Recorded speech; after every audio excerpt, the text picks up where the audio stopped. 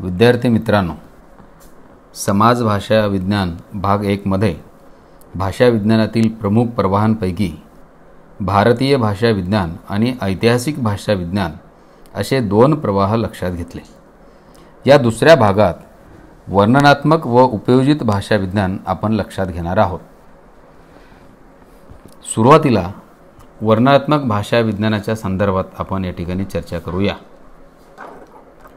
20व्या शतकाच्या आरंभालाच भाषा विज्ञानाच्या क्षेत्रात मोठी क्रांती होऊन आधुनिक भाषा विज्ञानाचा उदय झाला।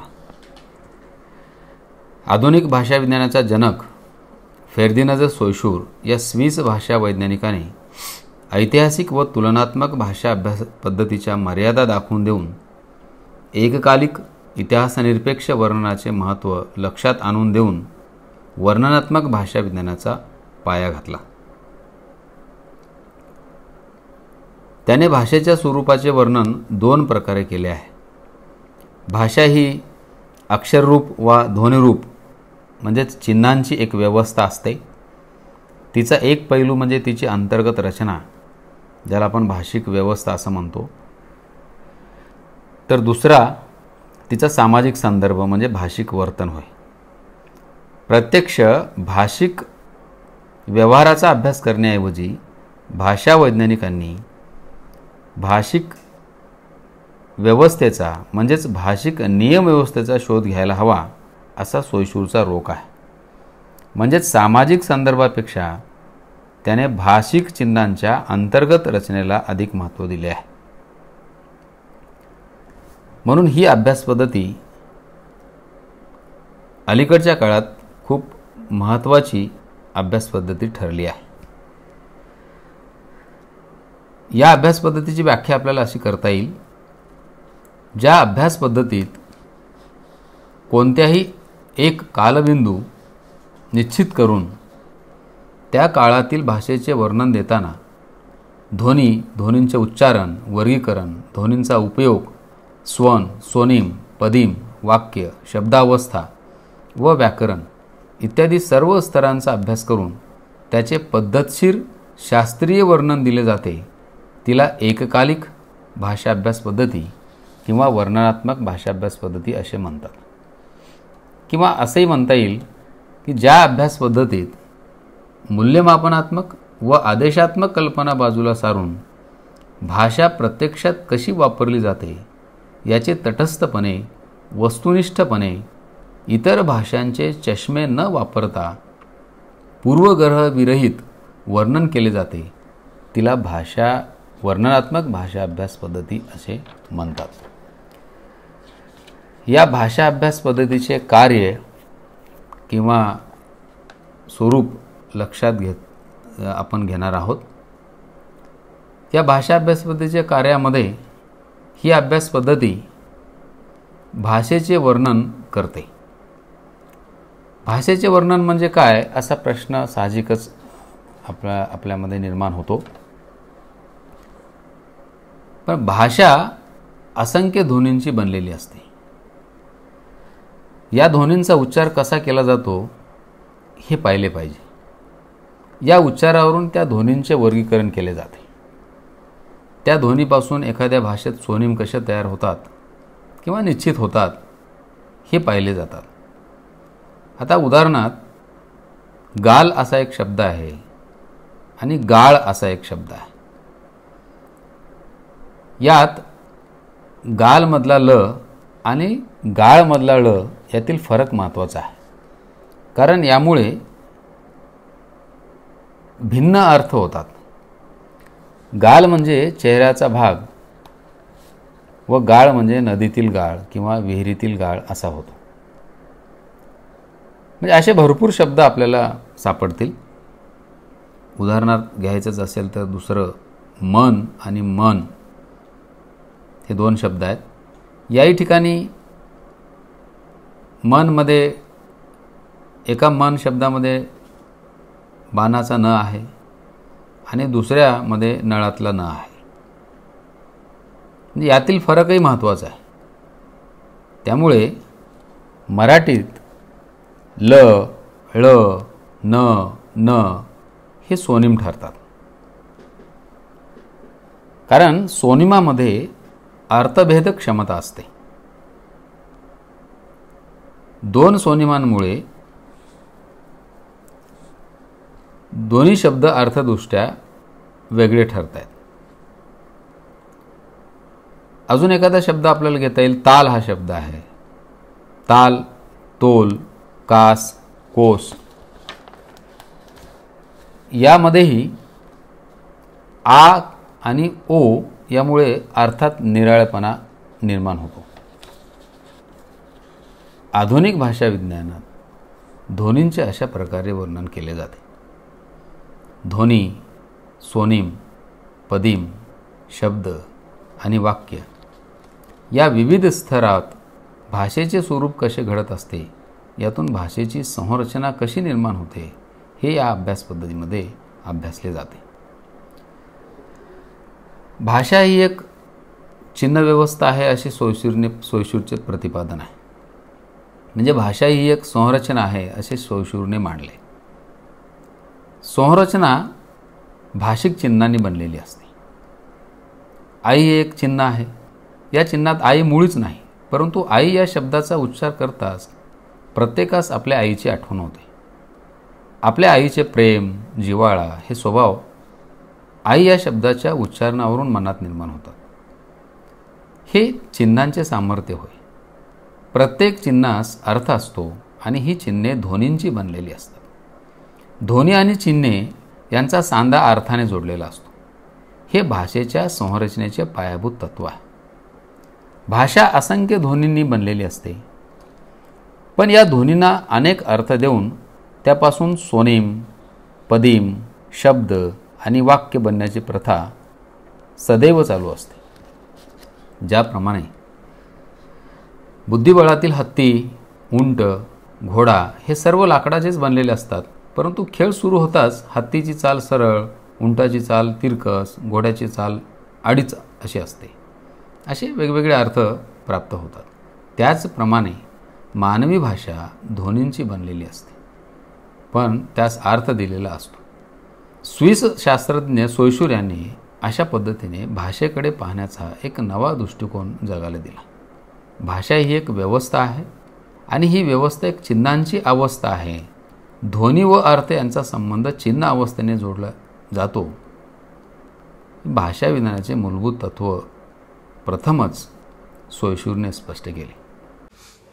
अमेरिकेत सोयशूरच्या भाषा विज्ञानाचा जो विकास झाला त्यास अमेरिकन संरचनावाद असे म्हटले जाते.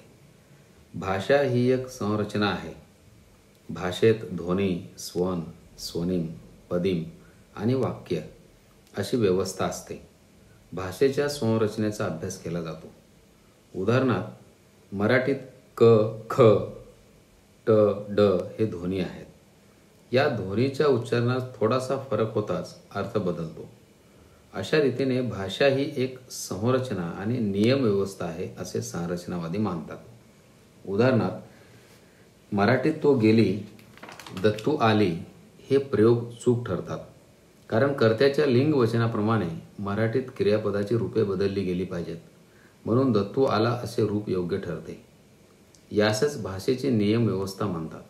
अशा प्रकारे सोयशूरच्या विचाराचा विकास होऊन अमेरिकन संरचनावाद निर्माण झाला.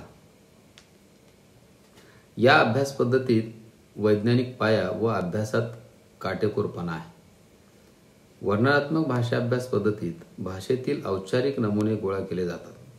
या नमुन्यातील व्यक्तिसापेक्ष गुणधर्म बाजूला काढून भाषेची स्वन व्यवस्था, पद व्यवस्था व वाक्य व्यवस्था यांचे परस्पर संबंध शोधले जातात आणि भाषेचे संदर्भमुक्त, व्यक्तिनिरपेक्ष असे स्थिर आणि आदर्श व्याकरण तयार केले जाते.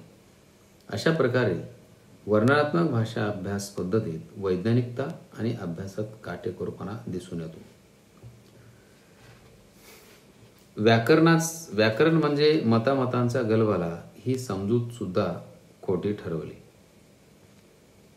वर्णनात्मक भाषा विज्ञानाने व्याकरण म्हणजे मतामतांचा गलबाला ही समजूत खोटी ठरवण्याचे कार्य केले. मराठी व्याकरणात मराठीचा जन्म केव्हा, कोणत्या भाषेपासून आणि कोणत्या पद्धतीने झाला, इथपासून ते प्रयोग विभक्तीपर्यंत हे सर्व विषय वादविषयच ठरलेले आहेत. भाषा विचाराकडे नव्याने वळणाऱ्या अभ्यासकाला गोंधळून टाकण्यास हे वातावरण पुरेसे आहे. अशा स्थितीत भाषेचे नेमके आणि वैज्ञानिक स्वरूपाचे व्याकरण तयार करता येते असे सांगून व्याकरण म्हणजे मतामतांचा गलबला ही समजूत वर्णनात्मक अभ्यास पद्धतीने खोटी ठरवली. या अभ्यास पद्धतीमध्ये एकाच निश्चित कालखंडातील भाषेचे वर्णन केले जाते. कोणताही एक कालबिंदू निश्चित करून त्या काळाच्या भाषेच्या स्थितीचे वर्णन वर्णनात्मक भाषा अभ्यास पद्धतीत केले जाते.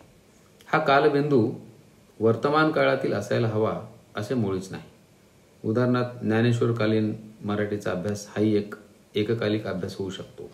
मात्र अट अशी आहे की इतर कालखंडातील मराठीच्या स्वरूपांशी त्याची तुलना करता कामा नये. त्यानंतर या अभ्यास पद्धतीचा आधार घेऊन अनेक पद्धती विकसित झाल्या. यामध्ये उपयोजित स्वरूपाचा भाषा अभ्यास करणाऱ्या पद्धती गेल्या काही वर्षात विकसित झाल्या आहेत. या पद्धतीच्या मूलतत्वाचा आधार घेऊन मातृभाषा शिक्षण, द्वितीय भाषा शिक्षण, परभाषा शिक्षण यांचे अभ्यासक्रम आता निश्चित केले जात आहेत. कोशविज्ञान, शैली विज्ञान या शाखा वर्णनात्मक भाषा विज्ञानाच्या आधारानेच वाढलेल्या आहेत. हे आपल्याला या ठिकाणी लक्षात घ्यावे लागणार आहे. ऐतिहासिक भाषा अभ्यास पद्धती याच पद्धतीवर अवलंबून आहे. ऐतिहासिक अभ्यासासाठी वर्णनात्मक अभ्यास आवश्यक असतोच. भाषेच्या कालिक टप्प्यांचा अभ्यास करण्यासाठी वर्णनात्मक अभ्यास पद्धतीचे सहाय्य ऐतिहासिक भाषा अभ्यास पद्धतीला घ्यावे लागते. वर्णनात्मक अभ्यास केल्याशिवाय ऐतिहासिक भाषा विज्ञानाला पुढे जाता येणार नाही. त्यामुळे ऐतिहासिक भाषा अभ्यास पद्धती वर्णनात्मक अभ्यास पद्धतीवर अवलंबून आहे असे आपल्याला म्हणावे लागेल. त्यानंतर या अभ्यासकांचे अनेक संप्रदाय निर्माण झाले. वर्णनात्मक भाषा अभ्यास पद्धतीत अभ्यासकांचे अनेक संप्रदाय आहेत. भाषेतील घटकांचा त्यांच्या कार्यावरून अभ्यास करणारा प्राग संप्रदाय आहे. भाषिक नमुन्यांचा तार्किक पद्धतीने विचार करणारा कोपेनहेगन संप्रदाय आहे. आणि औपचारिक नमुन्यांचा वस्तुनिष्ठ अभ्यास करून भाषिक संरचनांचा शोध घेणारा अमेरिकन संरचनावादी संप्रदाय आहे. हे या अभ्यास पद्धतीतील काही संप्रदाय आहेत. हेही संप्रदाय आपल्या अभ्यासाच्या दृष्टीने खूप महत्त्वाचे असे आहे. त्यानंतर या अभ्यास पद्धतीची सुरुवात भारतात फार पूर्वी झालेली होती. भारतात फार पूर्वी म्हणजे इसवी सन पूर्व 3ऱ्या शतकात वर्णनात्मक भाषा अभ्यास पद्धतीचा प्रयत्न झाला. तो प्रयत्न करणारा थोर भाषाशास्त्रज्ञ म्हणजे पाणिनी होय. पाणिनीचा अष्टाध्यायी हा ग्रंथ वर्णनात्मक भाषा विज्ञानाचे श्रेष्ठ उदाहरण आहे. पाणिनीने वेद, उपनिषदे, संस्कृत, बोलीभाषा यातील हजारो नमुने गोळा करून भाषेच्या संरचनेचा मूलगामी अभ्यास पाणिनीने जगासमोर मांडला. म्हणून असा अभ्यास किंवा अशा अभ्यासाचा प्रयत्न खूप पूर्वी झालेला आहे असं आपल्याला म्हणता येईल. त्यानंतर आधुनिक भाषा विज्ञानाला आपण वर्णनात्मक भाषा विज्ञान सुद्धा म्हणू शकतो. आधुनिक भाषा विज्ञान हे वर्णनात्मक भाषा विज्ञान आहे. कारण आधुनिक भाषा विज्ञान हे आदेशात्मक व मूल्यमापनात्मक कल्पनेला बाजूला सारून भाषा प्रत्यक्षात कशी वापरली जाते याचे तटस्थपणे, वस्तुनिष्ठपणे व इतर भाषांचे चष्मे न वापरता पूर्वग्रहविरहित वर्णन करते. वर्णनात्मक भाषा अभ्यास पद्धतीची अभ्यास पद्धती याच प्रकारची असल्यामुळे आधुनिक भाषा विज्ञान हे वर्णनात्मक आहे असे आपल्याला म्हणता येते. लेनर्ड ब्लूमफिल्ड या अमेरिकन भाषाशास्त्रज्ञाने सोयशूरपासून प्रेरणा घेऊन संरचनावादी भाषा विज्ञानाचा विस्तार केला. भाषा ही भौतिक घटना मानून भाषेचे वर्णन, वर्गीकरण व विश्लेषण करण्यावर त्याने भर दिला. भाषा व्यवहाराचे नमुने गोळा करून त्या भाषेतील स्वनिमांची निश्चिती करणे, शब्दातील लघुत्तम घटक शोधून रूपांगांचे वर्णन देणे, वाक्यांच्या संरचनेचे नियम शोधून काढणे ही त्यांची अध्ययन पद्धती होती. भाषेची झटपट व्याकरणे तयार करण्यासाठी या पद्धतीचा उपयोग होऊ लागला. युद्धकाळात सैनिकांना स्थानिक भाषा शिकण्यासाठी असे भाषेचे संरचनात्मक वर्णन उपयुक्त ठरले. अर्थात भाषिक वर्तन हे समासापेक्ष असते या गोष्टीकडे ब्लूमफिल्डनेही लक्ष दिले नाही. त्यानंतर नोम चॉम्स्की या अमेरिकन भाषा वैज्ञानिकाने 1957 साली सिंटॅक्टिक स्ट्रक्चर या ग्रंथातून जनकसूत्री रचनांतरण वादाचा सिद्धांत मांडला. त्याच्या मते प्रत्येक भाषिक व्यवहारामागे एक अमूर्त नियमव्यवस्था असते आणि या नियमव्यवस्थेचे निज भाषिकाला सहज ज्ञान असते. या सीमित सूत्रांच्या आधारे तो अनेक वाक्य तयार करू शकतो किंवा निर्माण करू शकतो असे त्यांचे मत आहे. जसे भाषेतील मर्यादित स्वनिमांच्या आधारे अनेक शब्द निर्माण करता येतात. उदाहरणार्थ क, ब, प, आ, ई यापासून काका, काकी, कापा, कापा, बाप, बाई, पाक, आप, पाप. तसेच वाक्यांच्या अंतस्तरीय रचनाबंधाच्या नियमानुसार जो अनंत वाक्य तयार करू शकतो. उदाहरणार्थ त्या भाषेतील विधान, प्रश्न, आज्ञा, नकार अशा अनेक प्रकारच्या वाक्यरचनांच्या नियमाच्या आधारे तू गावाला जातोस, तू गावाला जातोस, तू गावाला जा, तू गावाला जाऊ नकोस अशी वाक्ये निज भाषिकाला सहज तयार करता येतात. अशा प्रकारे वर्णनात्मक भाषा विज्ञान हे भाषेच्या समाजनिरपेक्ष अभ्यासावर भर देताना दिसतात. म्हणून भाषिक व्यवस्था किंवा भाषिक क्षमता यांचे अस्तित्व भौतिक नसून मानसिक आहे, अमूर्त आहे. या पातळीवरची समरूप भाषा आपल्याला बोलता किंवा ऐकता येत नाही. भाषेचे ते एक आदर्श रूप आहे. प्रत्यक्ष भाषाव्यवहार मात्र समरूप नसून विषमरूप आहे याची या भाषा वैज्ञानिकांना जाणीव आहे. हा विषमरूप भाषाव्यवहार सामाजिक संकेत सरणीने नियंत्रित होतो याकडे वर्णनात्मक भाषा अभ्यासाने दुर्लक्ष केले. सोयशूर, ब्लूमफिल्ड, चॉम्स्की या भाषा वैज्ञानिकांनी सामाजिक व्यवस्थेशी असलेला भाषा व्यवहाराचा हा संबंध टाळून समाजनिरपेक्ष आणि भाषिक क्षमतेचा केवळ तंत्रनिष्ठ विचार केला. सामाजिक भाषा विज्ञानाने भाषिक व्यवहाराच्या सामाजिक बाजूवर भर देऊन भाषा अभ्यासाची नवी दिशा सुस्पष्ट केली. ही भाषा अभ्यास पद्धती आपण पुढच्या भागामध्ये अभ्यासणार आहोत. सामाजिक भाषा अभ्यास पद्धती, तिचे स्वरूप आणि कार्य हे पुढच्या भागामध्ये आपण बघू. भाषा विज्ञानातील प्रमुख प्रवाहात उपयोजित भाषा विज्ञान महत्त्वाचे ठरते. भाषा ही एक मानवाला मिळालेली देणगी आहे.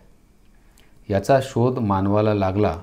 हा शोध लागल्यानंतर गरजेनुसार भाषेचा उपयोग करण्याची कला अवगत झाली.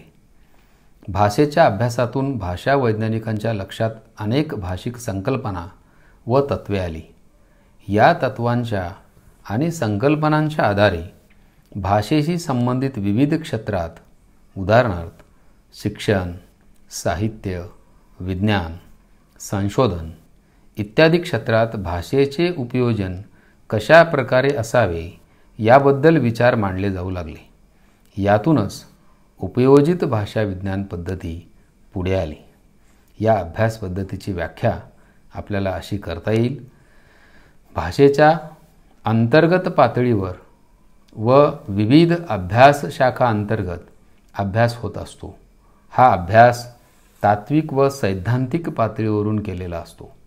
या अभ्यासातून जी तत्त्वे भाषा वैज्ञानिकांच्या लक्षात येतात त्याचे उपयोजन भाषेशी संबंधित अशा शिक्षण, साहित्य, विज्ञान, संशोधन इत्यादी क्षेत्रात कशा प्रकारे असावे याबद्दल विचार करून भाषेची व्यवस्था ज्या अभ्यास पद्धतीत ठेवली जाते तिला उपयोजित भाषा अभ्यास पद्धती असे म्हणतात. भाषा वैज्ञानिक संकल्पना, तत्त्वे, सिद्धांत याचे उपयोजन भाषेशी संबंधित अशा जीवनाच्या विविध क्षेत्रात कशा प्रकारे असावे याबद्दल विचार ज्या अभ्यास पद्धतीत मांडले जातात तिला उपयोजित भाषा अभ्यास पद्धती म्हणतात. या अभ्यास पद्धतीचे कार्य काय आहेत ते थोडक्यात आपण पाहू. जीवनातील विविध क्षेत्रात भाषेचे उपयोजन कशा प्रकारे केले जाते याचा अभ्यास या अभ्यास पद्धतीत केला जातो. भाषेचा अभ्यास केल्यावर जी भाषा वैज्ञानिक तत्त्वे हाती लागतात त्याचे उपयोजन भाषेशी संबंधित अशा शिक्षण, साहित्य, विज्ञान व संशोधन इत्यादी विविध क्षेत्रात केले जाते. सामाजिक, शैक्षणिक, वैद्यकीय इत्यादी पातळीवर भाषांच्या संदर्भात निर्णय घेताना वरील तत्त्वांचा उपयोग होऊ शकतो. उदाहरणार्थ, एखाद्या बहुभाषिक समाजात शिक्षणाचे माध्यम म्हणून कोणती भाषा असावी, अभ्यासक्रमाच्या प्रत्येक टप्प्यावर भाषिक अभ्यासाला किती प्रमाणात स्थान दिलेले असावे, किती भाषा शिकविल्या जाव्यात, या प्रकारच्या सामाजिक, शैक्षणिक, वैद्यकीय अशा जीवनातील विविध क्षेत्रात भाषेचे उपयोजन कशा प्रकारे केले जाते याचा अभ्यास या अभ्यास पद्धतीमध्ये केला जातो. त्यानंतर शैक्षणिक क्षेत्रात भाषेचे उपयोजन करणे हा एक मुद्दा आपण लक्षात घेऊ. शिक्षणाच्या क्षेत्रात भाषेचा अभ्यास प्राथमिक स्तरावर, माध्यमिक स्तरावर व महाविद्यालयीन स्तरावर कसा असावा, याची उद्दिष्टे कोणती असावीत, हे उपयोजित भाषा अभ्यास पद्धतीत ठरवले जाते. उदाहरणार्थ, सध्या शिक्षण क्षेत्रात त्रिस्तरीय भाषा धोरण आहे. इंग्रजी, मराठी, हिंदी या 3 भाषांचे अध्यापन विद्यार्थ्यांना करावे लागते, अशी सध्या व्यवस्था आहे. अलीकडच्या काळात पहिलीपासून इंग्रजीचा अभ्यास अनिवार्य केला आहे. अशा प्रकारे शिक्षण क्षेत्रात भाषेचे अध्यापन कसे व किती प्रमाणात असावे हे उपयोजित भाषा अभ्यास पद्धतीत ठरवले जाते. त्यानंतर शैक्षणिक क्षेत्रात भाषेचे उपयोजन करताना येणाऱ्या अडचणीचा विचार यात होतो. शैक्षणिक क्षेत्रात भाषेचे उपयोजन करताना अनेक अडचणी येतात. उदाहरणार्थ, मराठी मातृभाषा नसलेल्या विद्यार्थ्यांना मराठी कोणत्या पद्धतीने शिकवावे ही एक समस्या असते. कारण मराठी मातृभाषा नसलेल्या विद्यार्थ्यांची मराठी शिकण्याची क्षमता निश्चितच कमी असते. इतकेच नव्हे तर मराठी मातृभाषा असणाऱ्या विद्यार्थ्यांच्या तुलनेत त्यांना मराठी शिकताना तितक्याच अडचणी निर्माण होतात. कारण आपण बोलतो तसे लिहित नसतो. त्यामुळे मराठी मातृभाषा नसलेल्या विद्यार्थ्यांना मराठी शिकताना हा फरकसुद्धा लक्षात घ्यावा लागतो.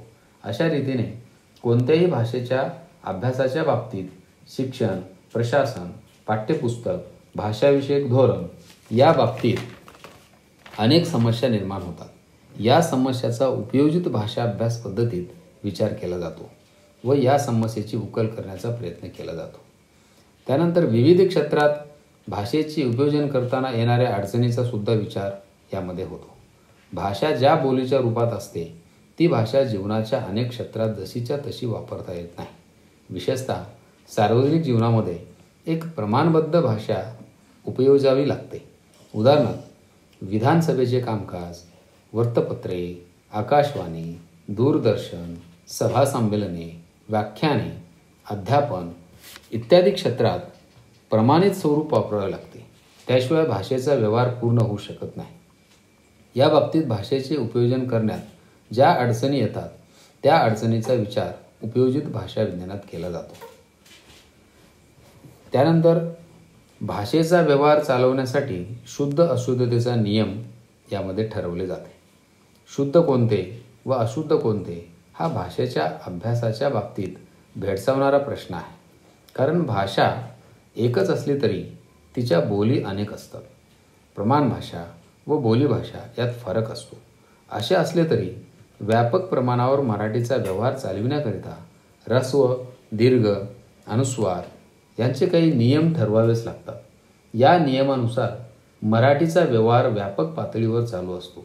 थोडक्यात एखाद्या भाषेचे लेखन, उच्चारण शुद्ध कोणते व अशुद्ध कोणते याचाही विचार उपयोजित भाषा अभ्यासात केला जातो. त्यानंतर अनुवाद, भाषांतर करताना येणाऱ्या अडचणी दूर करणे हे एक महत्त्वाचे कार्य आहे. रूपांतर, भाषांतर व अनुवाद हे आजचे भाषेचे सर्वात महत्त्वाचे उपयोजन आहे. जग हळूहळू जवळ येत आहे. जगातील चांगल्या चांगल्या साहित्यकृती, शास्त्र यांचे संशोधन जलद पद्धतीने दूरवर पसरणे गरजेचे आहे.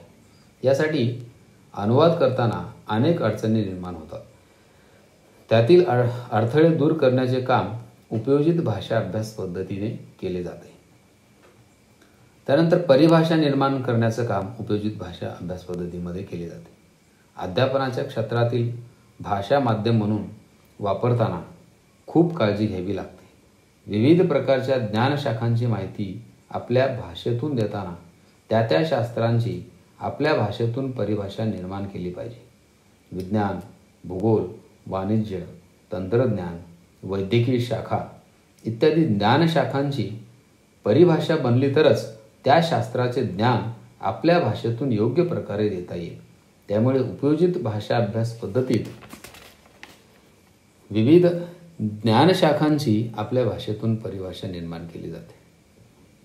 कायदे निर्माण करणे, विविध प्रकारच्या मजकुरांचे भाषांतर करणे अशा प्रक्रियांमध्येही भाषाविषयक तत्त्वांची जाणीव फार महत्त्वाची असते. भाषा वैज्ञानिक संकल्पना, तत्त्वे, सिद्धांत याचा उपयोग या सर्व संदर्भात होऊ शकतो. त्यामुळे कायदे निर्माण करण्याच्या संदर्भात कोणती भाषा उपयोजावी याचा विचार उपयोजित भाषा अभ्यास पद्धतीमध्ये होतो. शालेय पातळीवरील शिक्षणात विद्यार्थ्यांना 2-3 भाषा शिकाव्या लागतात. या भाषा शिकताना सभोवतालचा समाज, भाषेकडे पाहण्याचा दृष्टिकोन, त्यांचा हेतू, विद्यार्थ्यांचे कौटुंबिक वातावरण, त्यांचे वय, त्यांचे व्यक्तिमत्व या सर्व बाबींचा विचार यामध्ये करावा लागतो. ही भाषा तो कोणत्या हेतूने शिकत आहे, म्हणजे इतर ज्ञानशाखांच्या अभ्यासासाठी की सभोवतालच्या समाजात भाषिक पातळीवरून संपर्क साधण्यासाठी की केवळ भाषेच्या अभ्यासासाठी, या सर्व गोष्टींचा विचार उपयोजित भाषा अभ्यास पद्धतीमध्ये होतो. त्यामुळे ही अभ्यास पद्धती अत्यंत महत्त्वाची ठरते. भाषा आणि जीवन यातील परस्पर संबंधाच्या अध्ययन प्रक्रियेतून उपयोजित भाषा विज्ञानाच्या दिशा विस्तारल्यात असं आपण या ठिकाणी म्हणू शकतो. यानंतर समाज भाषा विज्ञान ही अभ्यास पद्धती आपण भाग 3 मध्ये अभ्यासणार आहोत. धन्यवाद.